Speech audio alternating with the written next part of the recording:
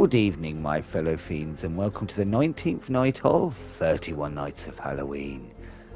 The Revenge. For the 19th night, it's time to once again go back to Haddonfield, but this time in a pixelated form as we review Retro Realms Double Feature. What is Double Feature, I hear you ask? It's kind of like a mini arcade with only two beautiful looking arcade cabinets, one based on the original Halloween, one based on Ash vs the Evil Dead. Accessing each cabinet will let you play a pixel based platform game of said name.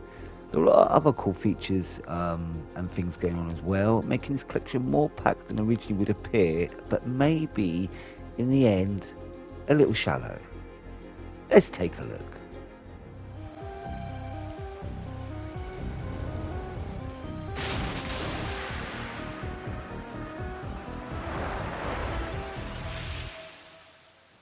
You begin by entering an old decrepit arcade where most of its rooms are boarded up, though allowing a sneaky look through the wooden boards to see what's hidden beyond. The two arcade machines are fine looking beasties in their own right. I love the Halloween design, the writing is perfect, and the side view of the pumpkin has me dribbling, imagining having a full blown cabinet of my own. There are initial frustrations, however. Neither of the arcade games would allow access from the off. I reviewed this on the PS5. To access the games, you had to download them separately for free, obviously, but it isn't made clear where they are. You have to go to the manage content on the PS4 menu of all things to find them and download. This kind of makes the disc a bit pointless and did piss me off from the start, basically. The games could clearly fit on the disc, and as far as I could tell, I was only downloading like an unlock to play. This is awful and goes against preservation and the point of having a physical disc. Companies are twats, video game companies especially. Anyway, moving on from that annoyance, you can finally choose an arcade cabinet and enter whichever world you want to. I, of course, headed straight for Halloween. Though I am a huge lover of the original Evil Dead trilogy, I hated the remake with a passion, so never got to the TV series. Though obviously I can tell the TV series appears to be a continuation of that original trilogy, bypassing the vile movie. I have one name for you, Grandpa. If you know, you know. But I'll get round to watching the show one day.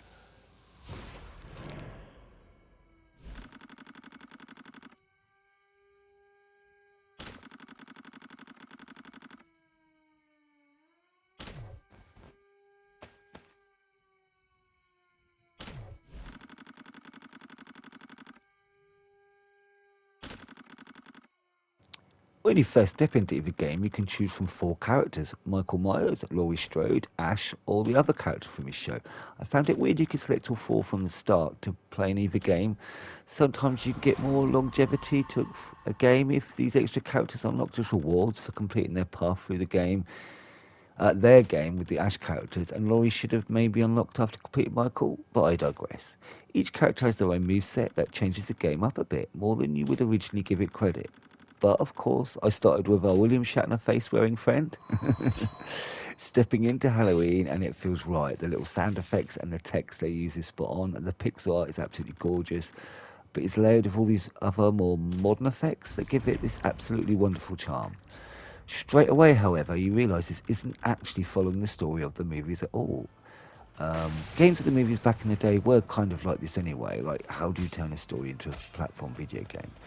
But instead here we have an extra storyline running over top that sort of links both games. There is an evil overlord who summons you to kill for him, using the excuse of throwing bosses at you to challenge and test you. He also gives you the power to jump between two different realities, our world and his own twisted hellscape. You can jump between the two to navigate the levels. To begin with, it's used mostly for getting extra items. More on that in a moment. But later, it's the only way to get to the end of some levels. By collecting credits within stages, you can use a shop to upgrade your health, how long you can stay in the Hell Realm, your ammo, and even a few more moves. And each stage also has free pumpkins to collect to fit in with the theme. Though it's cool you get to visit a few genuine locations from the Halloween film, they are underutilised and used merely as a location to work through. But they do look lovely. There are 5 locations split into 2 levels each with a boss at the end, and generally speaking it's a fun enough platformer, if a little annoying towards the end.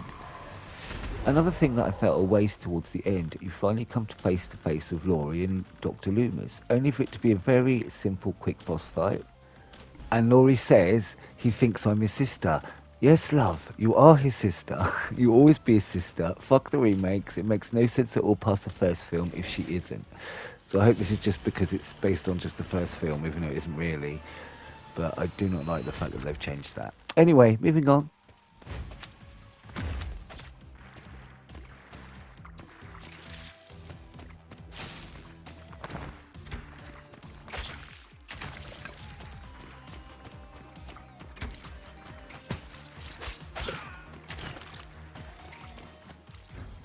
When you step out of an arcade cabinet for the first time, the boarded up areas have been opened. You now have more to explore. In a side room, there is a TV and video machine with a collection of VHS tapes to play on the shelf. They were initially quite cool, but again, puzzling, they aren't rewards. They're just here from the off. Sadly, anyone hoping for some decent in-depth background of each game will be disappointed. They are mostly very short fluff pieces where you learn very little. I was hoping for a little more, but the fact they have anything at all should be commended. The rest of the rooms are initially interesting. Any world you completed with will unlock cool little scenes set out on a plinth like a museum to look at, and then you can spin them round to see the hell alternative. It even shows the date you got them underneath. Beyond them, a room to your right leads to more Halloween memorabilia, and to the left to Ash. Here you can use tickets you found in game to unlock various props from the game and film, including the clown costume Michael wore as a child when he killed his sister, or the butcher's knife he used. Not only can you spin and look at the items, each with a piece of text talking about the item, they each come with an audio clip to listen to while you're looking. It's a cool little feature, but after jumping in and out the games a few times, unlocking them, it begins to feel a little shallow. Don't get me wrong, I love what they tried to do with it. It just feels a little underbaked. Weirdly, I ended up enjoying Ash vs Evil Dead more in the end. Maybe because I didn't know the original story.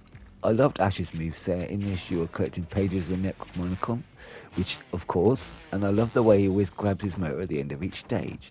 I just found his stages have more variety and ultimately more interesting. Don't get me wrong, these are fun, solid platform games. It's just there isn't as much longevity as one might think there is. And I do think these great icons are a little, say it again, underutilised. You will always get this with movie tie-ins. You're getting a supposed fully fledged Halloween game soon. The trailer started off looking amazing, and then they said the thing is one of those bloody online multiplayer, be the killer or the victims crap, like Friday the 13th, etc. that came before. It's not that these games are worthless or anything, it's just a complete waste of the source material, and also means at some point they'll turn it off, and you've got another dud in your hands you wasted money on. It's happened to all these games, and it will happen to Halloween, unfortunately. Overall, it's a fun themed set of two very similar platform games that, instead of feeling like two separate entities, feel like the half of a whole. There are beginnings of great ideas in most departments, just nothing feels fully fleshed out or utilised. They got the licenses to...